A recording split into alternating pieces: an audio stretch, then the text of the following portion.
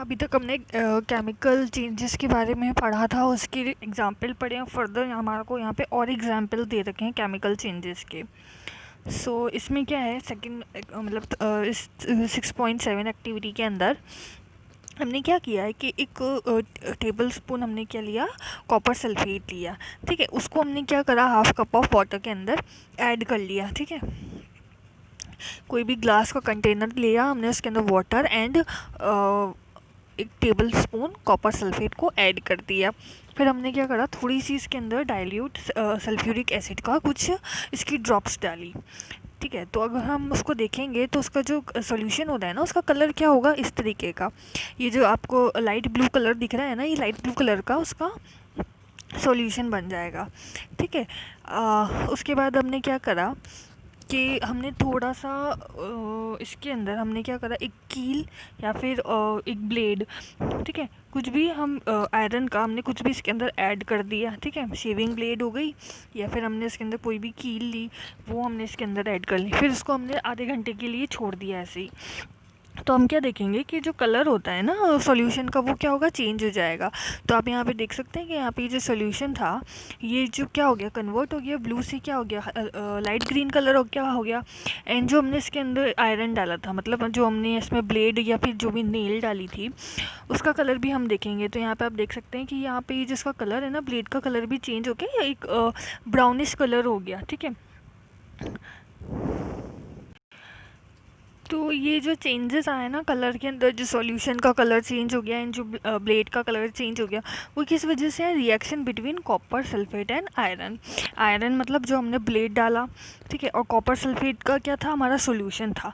ठीक है, तो जो कॉपर सल्फेट का सॉल्यूशन था और आयरन था ना, उसके बीच के अंदर क्या हुआ, केमिकल रिएक्शन हुई, जिसकी वजह से उनके जो कलर्स थे ना, वो चेंज हो गए। तो जो कलर था वो ब्लू कलर से किस में चेंज हो गया, ग्रीन कलर के अंदर चेंज हो गया। ठीक है, ये चेंजेस क्यों हुए, क्योंकि इसने क्या करा, जो हमारा कॉपर सल्फेट था ना, उसने क्या करा, रिएक्शन करी आयरन के साथ और क्या बना लिया, आयरन सल्फेट बना लिया। ठीक है, तो ये जो आयरन सल्फेट था, ये क्या, एक नया सब्सटेंस बन गया। ये नया सब्सटेंस बन गया, एक the brown deposit on the iron nail is copper, another new substance. ठीक है, तो ये जो कि हमारा जो ब्लेड था वो क्या हुआ, ब्राउनिश कलर का हो गया। तो वो ब्राउनिश कलर क्या हुआ, किस वजह से हुआ, क्योंकि इस पे जो क्या था, कॉपर जो था ना, कॉपर की क्या हुआ, लेयर डिपॉजिट हो गई इस ब्लेड के ऊपर। तो इसी वजह से क्या हुआ, एक नया सब्सटेंस बन गया। क्या बना था, आयरन सल्फेट। ठीक है, तो आयरन सल्फेट बन गया, तो इस वजह से उसका जो कलर था वो चेंज हो गया। अब यहाँ पे आपको एक रिएक्शन दे रखी है कि एक्चुअल में केमिकल जो रिएक्शन हुई थी वो क्या हुई थी। तो हमने क्या लिया था, कॉपर सल्फेट का सॉल्यूशन लिया था सबसे पहले। ठीक है, फिर उसके अंदर हमने क्या डाला था, आयरन डाला था, मतलब ब्लेड ऐड करा था उसके अंदर। तो हमारा क्या बना, जो सॉल्यूशन था उसके अंदर हमारा क्या हुआ, कॉपर सल्फेट प्लस आयरन बन के मिलके क्या बन गया, आयरन सल्फेट बन गया प्लस कॉपर। ठीक है, तो आयरन सल्फेट की वजह से क्या हुआ, जो सॉल्यूशन था उसका कलर चेंज हो गया, ब्लू से क्या हो गया, ग्रीन हो गया। और ये जो कॉपर था, जो ब्राउन, वो कॉपर क्या हुआ, जो ब्लेड पे हमारा जो ब्राउनिश लेयर डिपॉजिट हुई थी ना, वो ये कॉपर था। ठीक है, आओ हम एक और एक्टिविटी दे रखी है यहाँ पर। इस एक्टिविटी में हमने क्या करा है कि यहाँ पर हमने एक टेबल स्पून हमने विनेगर लिया। ठीक है, एक टेस्ट ट्यूब के अंदर हमने विनेगर लिया, उसके अंदर हमने थोड़ा सा क्या डाला, बेकिंग सोडा डाला। तो हम क्या डालें, हम क्या देखेंगे और क्या ऑब्जर्व करेंगे कि जब हमने ये चीज़ करी ना, तो यहाँ पर आप देख सकते हैं कि यहाँ पर ये टेस्ट ट्यूब के अंदर यहाँ पे विनेगर प्लस बेकिंग सोडा लिया हमने। तो यहाँ पर क्या होगा, इस टेस्ट ट्यूब में से क्या होगा, एक गैस निकलेगी। ठीक है, बबल्स होंगे, बबल्स बनेंगे पहले और बबल्स के साथ एक गैस निकलेगी। ठीक है, सो यहाँ पे ये दे रखा है, बबल्स एंड गैस उसमें से, उस टेस्ट ट्यूब में से निकलेगी। ठीक है, तो हम इस गैस को क्या करेंगे, पास करवाएंगे किसमें, दूसरे टेस्ट ट्यूब के अंदर, जिसके अंदर हमने क्या लिया हुआ है, लाइम वाटर लिया हुआ है। ठीक है, तो आप यहाँ पे देख सकते हैं हमने यहाँ पे 2 टेस्ट ट्यूब ली थी। हमने यहाँ इसमें क्या करा, विनेगर ऐड करा, विनेगर प्लस बेकिंग सोडा, तो बबल्स और एक गैस निकली। इस गैस को हमने इस ग्लास की ट्यूब की हेल्प से हमने इस दूसरी टेस्ट ट्यूब तक पहुँचा दिया। तो ये जो टेस्ट ट्यूब है ना सेकेंड वाली, इसके अंदर हमने क्या देखा, इसके अंदर क्या था, लाइम वाटर। इसके अंदर हमने लाइम वाटर ऐड करा हुआ था। तो जब ये गैस है, मतलब इसमें से जो गैस निकल रही है ना, ये कौन सी गैस है, CO2 है। ठीक है, तो ये जो CO2 है ना, इस टेस्ट ट्यूब में से, मतलब इस पाइप में से होती हुई इधर इसमें आ गई, इस दूसरी टेस्ट ट्यूब के अंदर आ गई। तो ये जो CO2 जब इस लाइम वाटर के साथ ऐड हो जाएगी ना, तो कैल्शियम कार्बोनेट बना लेगी। सो यहाँ पे आप रिएक्शन देख सकते हैं। यहाँ पे रिएक्शन दे रखी है। सबसे पहले हमने क्या लिया था, विनेगर लिया था। विनेगर में क्या होता है, हमारा एसिटिक एसिड होता है। ठीक है, विनेगर क्या होता है, एसिटिक एसिड। साथ में हमने क्या लिया, बेकिंग सोडा। बेकिंग सोडा का क्या फॉर्मूला होता है, केमिकल, सोडियम हाइड्रोजन कार्बोनेट। ठीक है, तो ये हमने क्या लिया, क्या रिएक्शन करवा रहे हैं हम, एसिटिक एसिड की किसके साथ रिएक्शन करवा रहे हैं, सोडियम हाइड्रोजन कार्बोनेट के साथ हम क्या करवा रहे हैं, रिएक्शन करवा रहे हैं। तो हमारा नया प्रोडक्ट क्या बन रहा है, हमारा ये जो प्रोडक्ट है ना, वो बन रहा है carbon dioxide and other substance. ठीक है, तो हमारा क्या हो रहा है, CO2 गैस हो रही है हमारी। ये जो कार्बन डाइऑक्साइड है, ये क्या है, CO2 गैस है। जो बबल्स के साथ गैस निकल रही है वो कार्बन डाइऑक्साइड गैस है। सो अभी जो हमने रिएक्शन पढ़ी वो इस टेस्ट ट्यूब के अंदर हो रही है। अब इस टेस्ट ट्यूब के अंदर कौन सी रिएक्शन हो रही है, ये वाली, कि कार्बन डाइऑक्साइड जो था हमारा, गैस निकली, उस गैस को हमने क्या करा, इस सेकंड वाली टेस्ट ट्यूब के अंदर पहुंचा दिया। आप देख रहे हो ना, इस ग्लास की पाइप की हेल्प से हमने इस सेकंड वाले टेस्ट ट्यूब के अंदर इसको पहुंचा दिया। तो अब इसके अंदर क्या हो रहा है, कार्बन डाइऑक्साइड किसके साथ ऐड हो रही है, लाइम वाटर हमने लिया था। लाइम वाटर का क्या फॉर्मूला होता है, केमिकल, ये CaHO2। ठीक है, तो हमने लाइम वाटर के साथ ऐड करवाया, तो हमारा क्या बना, कैल्शियम कार्बोनेट बन गया, प्लस वाटर हमारा बन गया है। ठीक है, तो ये हमारा क्या हो गया, हमारी केमिकल रिएक्शंस हो गई पूरी।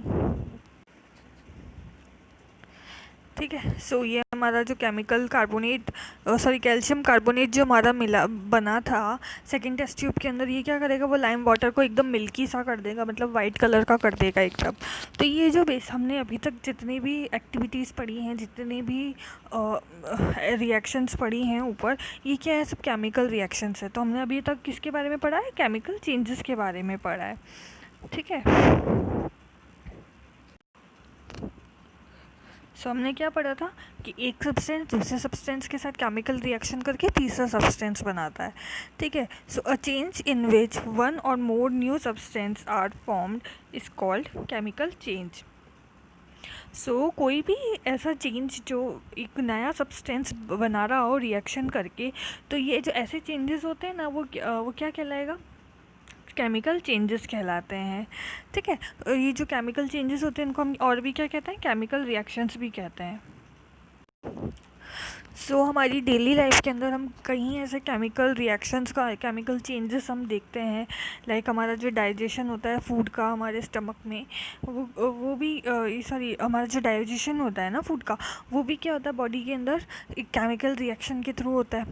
राइपनिंग ऑफ फ्रूट्स जो होते हैं उनका सड़ना, या फिर ग्रेप्स का सड़ जाना, मतलब जो फर्मेंटेशन ऑफ ग्रेप्स होता है, ये सब क्या होते हैं कि ये सारी चेंजेस जो होंगे ना, वो क्या कहलाते हैं, केमिकल चेंजेस कहलाते हैं।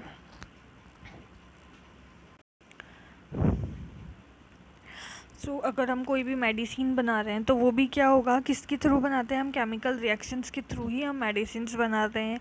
या फिर हम कोई भी नया मटेरियल बना रहे हैं, कोई भी नया मटेरियल, तो वो मटेरियल भी क्या होगा, किससे, केमिकल रिएक्शन के थ्रू ही बनेगा। चाहे हम प्लास्टिक्स बना रहे हों, चाहे हम डिटर्जेंट्स बना रहे हों, ये सब क्या होते हैं, केमिकल रिएक्शन के थ्रू ही बनते हैं। सो किसी भी नए मटेरियल की खोज जो होती है ना, डिस्कवरी जो होती है ना किसी भी नए मटेरियल की, वो किसके थ्रू होती है, केमिकल चेंजेस के थ्रू ही हम उसको आइडेंटिफाई कर सकते हैं, किसी भी नए मटेरियल को। नाउ जो भी हमारा केमिकल चेंज होता है ना, उसके अंदर हम क्या क्या देख सकते हैं, क्या क्या प्रोडक्ट उसके अंदर हमारे बन सकते हैं। तो सबसे पहले अगर हमारे केमिकल चेंज होंगे तो हमारे को हीट भी दिखेगी, लाइट भी दिखेगी। लाइक हमने जो मैग्नीशियम का रिबन को उसको बर्न किया था तो हमने क्या देखा था, उसमें से फ्लेम निकली थी, लाइट निकली थी, तो हीट भी निकली थी। तो वो क्या है, केमिकल चेंज था। तो केमिकल चेंजेस के अंदर क्या, हीट, लाइट या फिर कोई भी radiations like ultraviolet radiations जो होती है, ये क्या होगी, या तो अल्ट्रा वायलेट रेडिएशंस मतलब कोई भी सब्सटेंस रेडिएशन छोड़ेगा या फिर रेडिएशंस देगा, अब्जॉर्व कर लेगा मतलब। तो ये उसका एक प्रोडक्ट होता है केमिकल रिएक्शन का। सेकंड क्या होता है, उसमें से साउंड भी प्रोड्यूस होती है। कई बार केमिकल रिएक्शन जो हम क्रैकर्स होते हैं, पटाखे होते हैं, इनको बर्न करते हैं तो वो भी क्या केमिकल रिएक्शन है, तो उससे हमारा क्या होता है, साउंड प्रोड्यूस होती है, तो साउंड भी देगा। या फिर स्मेल जो होती है किसी भी सब्सटेंस की, किसी भी मटेरियल की, वो चेंज हो जाती है, या फिर कलर चेंज हो जाता है,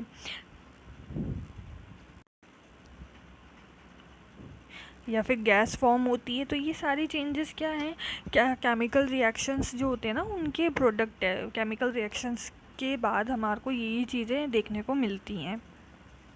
लाइक हमने देखा था मैग्नीशियम रिबन को जब हमने बर्न किया था तो उसमें वो क्या था, एक केमिकल रिएक्शन ही था, केमिकल रिएक्शन था। ठीक है। सो हाँ, यहाँ पे हमने देखा कोल या फिर वुड या फिर जो भी लीव्स है, अगर हम उनको बर्न कर रहे हैं तो वो बर्निंग भी क्या है, एक तरीके का केमिकल रिएक्शन ही है। किसी भी सब्सटेंस को बर्न करना भी केमिकल रिएक्शन ही होता है। और कभी भी हम किसी भी सब्सटेंस को बर्न करेंगे तो हमारा क्या, हमें क्या मिलेगी, इससे हीट मिलेगी। सो हमने देखा है कि जो हमारा फायरवर्क्स होते हैं, जो पटाखे होते हैं, वो भी क्या होते हैं कि उनमें भी केमिकल चेंजेस होते हैं, ताकि उससे हमारे को क्या मिलता है, हीट, लाइट या साउंड जो होता है, या फिर गैसेस जो होती है। आपने देखा होगा स्मेल आती है पटाखों की, तो वो सब क्या होता है, केमिकल रिएक्शंस की वजह से ही होता है। कई बार हम फ्रूट्स हैं उनको काटते हैं और थोड़ी सी देर के लिए रख देंगे तो वो ब्राउनिश कलर के हो जाते हैं। लाइक एप्पल हो गया, एप्पल को अगर हम कट करके थोड़ी सी देर के लिए रखेंगे तो उसका कलर चेंज हो जाएगा। तो ये जो कलर चेंज होता है, ये भी किसकी वजह से होता है, केमिकल रिएक्शंस की वजह से होता है। चाहे हम कोई भी पोटैटो ले लें, ब्रिंजल ले लें, उनमें भी अगर हम उनको कट करके रखेंगे तो उनका क्या होगा, केमिकल चेंज होगा, उनका कलर चेंज हो जाएगा। ना यहाँ पे ओजोन लेयर के बारे में थोड़ा सा बता रखा है कि जो हमारी ओजोन लेयर होती है ना, वो हमारे एटमॉस्फेयर में एक लेयर होती है जो क्या करती है, हमारे को जो सन होता है ना, उससे जो हमारी हार्मफुल अल्ट्रा वायलेट रेडिएशंस जो आती है ना सन से, उसको क्या करता है, रोक कर रखता है। तो ये जो ओजोन लेयर होती है ना, वो क्या करती है, इस रेडिएशन को अब्जॉर्व कर लेती है, और सिर्फ जो ऑक्सीजन होती है ना, उसी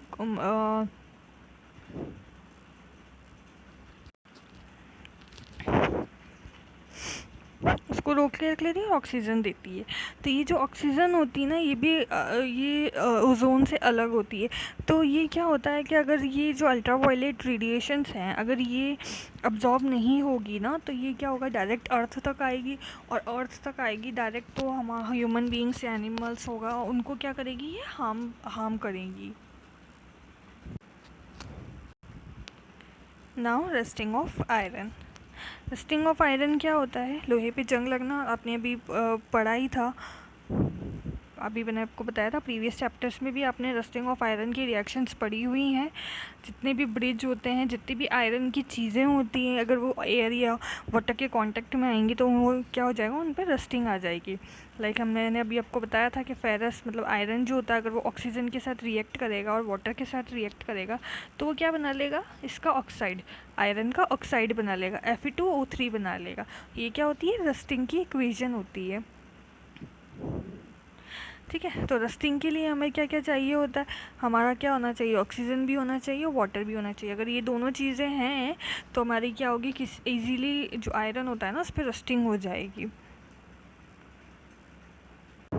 ये जो रस्टिंग होती है, इससे ना प्रिवेंट करने के लिए जो आयरन के जितने भी आर्टिकल्स होते हैं ना, उनको क्या करते हैं, पेंट या ग्रीस करके रखा जाता है, ताकि वो वाटर या फिर एयर के कांटेक्ट में डायरेक्टली नहीं आ पाए।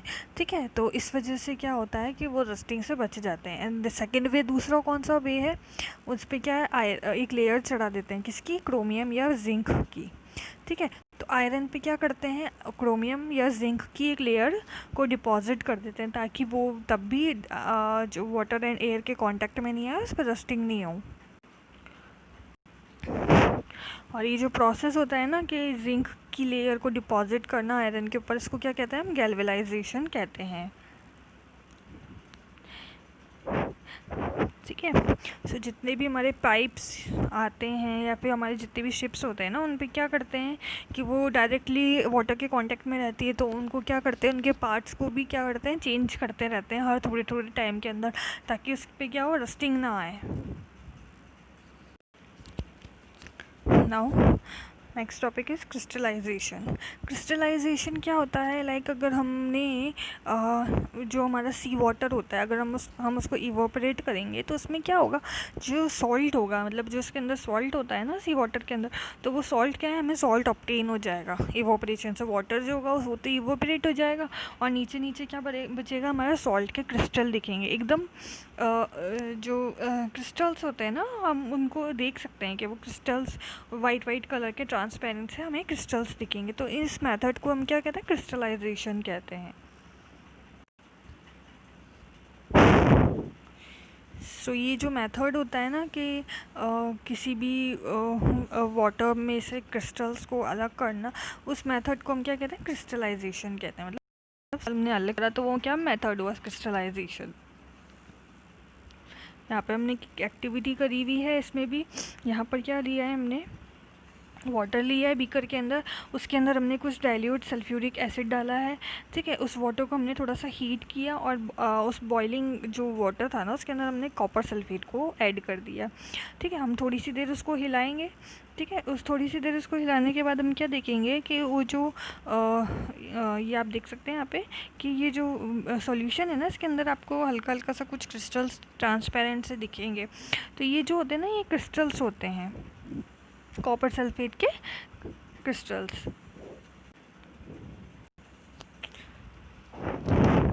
ठीक है, सो हमने क्या करा है यहाँ पर कि हमने वाटर को क्या कर रहे थे, हम बॉईल कर रहे थे, तो जो वाटर था वो इवोपरेट हो गया और नीचे हमारे पास क्या बचा, सिर्फ कॉपर सल्फेट के जो है क्रिस्टल्स बचे हैं।